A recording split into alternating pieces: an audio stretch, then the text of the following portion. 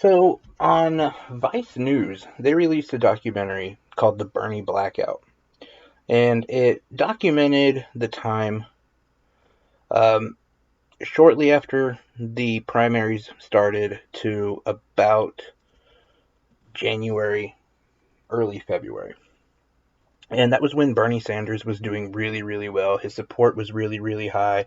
I remember it was late December, uh, and late December to mid January, and it looked like Bernie was going to take this thing. He was going to do it.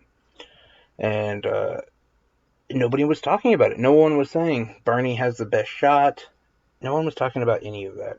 In fact, all I heard was why Bernie supporters are the worst people. The Bernie bros are toxic. The Bernie bros are like Nazis, man. I mean, and I'm not kidding. That was MSNBC talking about the Bernie supporters. That we are the worst people. That we are equivalent to brown shirts and everything else. Uh, so this documentary goes into why the media didn't cover Bernie, and they really call the media out in a lot of ways, talking about how the media is one of the main reasons why Bernie lost this election, because they kept kowtowing for Biden and for the centrists and made people believe that Bernie doesn't actually have a real shot. And so people didn't vote for him. People who would have just, and look, the polls that came out around that same time showed that people favored Bernie more than Biden. But they really had to keep hammering home that one point. Well, who can beat Trump? Well, it's Biden. Biden's the only one who can beat Trump. Biden's the most electable. Turns out that's not true. And in fact, Biden was one of the least electable out of all of them. If I remember right, the numbers that I last saw, the last time they checked this, it was Bernie, number one. Number two was, and this was everybody together. Number two was Klobuchar. Number three was Buttigieg. Number four was Warren. And yeah, so on and so forth. But yeah, Biden was in like I think five or six, pretty low. But they MSNBC and CNN kept saying he's the most electable. They got that narrative going. But while this documentary is going on, and there seems to be this kind of push from the progressive left saying, you know, screw you, legacy media, screw you, centrist Dems. What is Bernie Sanders doing? Bernie Sanders, and this one hurts. This one hurts real bad, again, because he came out and he told all of his delegates and his supporters to stop saying bad things. Yeah, he did this once already. But there's a whole referendum that he goes into that, hey, don't commit arguments and don't bash another campaign. Uh, don't join or engage in toxic behavior. And that was a message to all of Bernie's delegates and from Bernie. And he's always going to be that guy, I think. And he's always going to be someone that we look fondly over as a progressive. But I have to say, at least on this, fuck you, Bernie. I don't agree with you. We're not on the same side here. We're just not. And I want to say this too, for anyone who's a Bernie supporter and now just got pissed off because I said fuck you, Bernie. Understand, I still love the man, and I believe that he believes that he's doing the right thing. I question some of the motives, but I don't think there was anything, behind closed doors. I don't think there's anything manipulative going on. I don't think there's anything like that. I truly believe that Bernie, for one, for being such a harsh kind of person, I think he's incredibly sensitive.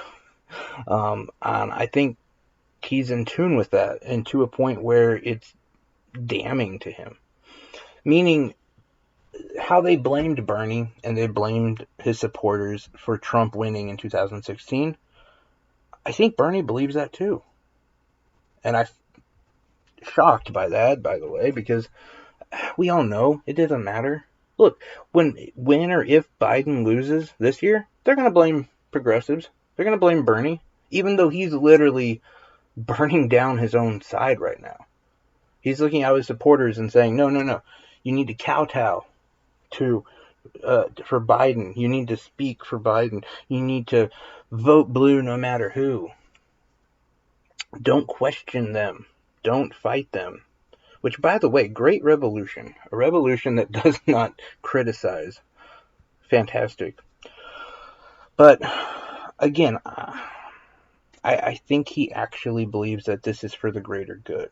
And I question his ideology with that. I'll say it that way. Because as where Bernie really does like Joe Biden and they're friends, I think he has to look and say, well, yeah, but all of our economic problems are because of his neoliberal legislation, his take on helping big corporations and big pharma, invading other countries. All of this is because of neoliberalism. That's why we got Trump. That's why we are in the state that we're in. Because our politicians support and represent about 1% of us. Trump came on the scene as a populist, and people were very attracted to that.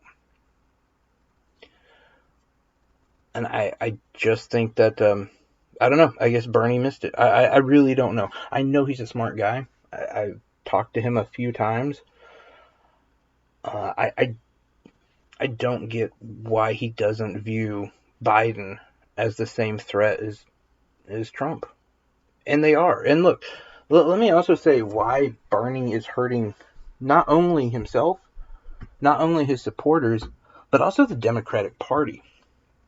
Because by just following in line and staying behind Biden and, like a dog sniffing a man's ass, he didn't fight for anything. We won't get any concessions on this. Biden gave him task forces, which I think even Bernie knows what a task force means. It means go play in a room. You're going to tell me that you have suggestions on this and that, but it's just suggestions. You're not forcing Biden to do anything, and he's not going to do them. And it looks like he's uniting the party. It really, really does hurt the entire party moving forward. And to the extent that, look, there's people on the progressive side, I think 51% of the progressives say they're going to probably vote green. Now, are they? I don't know. I think a lot of people are upset and a lot of people are hurt. But I do think there's going to be a lot of people who go third party. And I've also talked to quite a few who are looking at people on the Republican side. People like Josh Hawley. People like Cory Gardner. And Cory Gardner, if you guys don't know, he's actually doing something really amazing on the GOP side. Basically saying he's not going to let Senate close until they pass some sort of stimulus for the American people.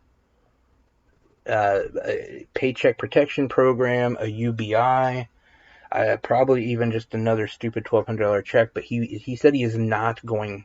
He is debating, him and Josh Hawley and a couple other people are going to hold the Senate open until they pass it. And he said if it takes days, doesn't matter, he's going to do it.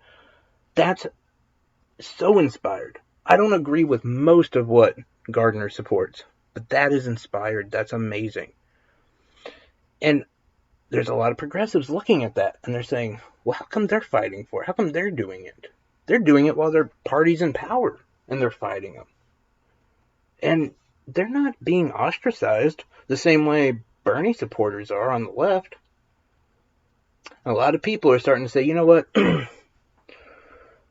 Maybe I'll give up my thoughts on abortion if we can get the economy fixed.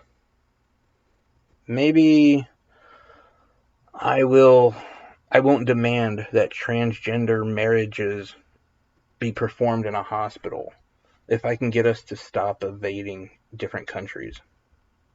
There's a lot of progressives and third party people, and I guess what some people would call far left people, who are looking into going into the right wing, following the populism of a Josh Hawley, of a Cory Gardner, people like that, because at least they're being heard on their side of the aisle. On the left, they're just being swept under the rug. Go play in a room. Let the adults handle things. I don't know. It's going to be very interesting in the next few years to see how everything plays out.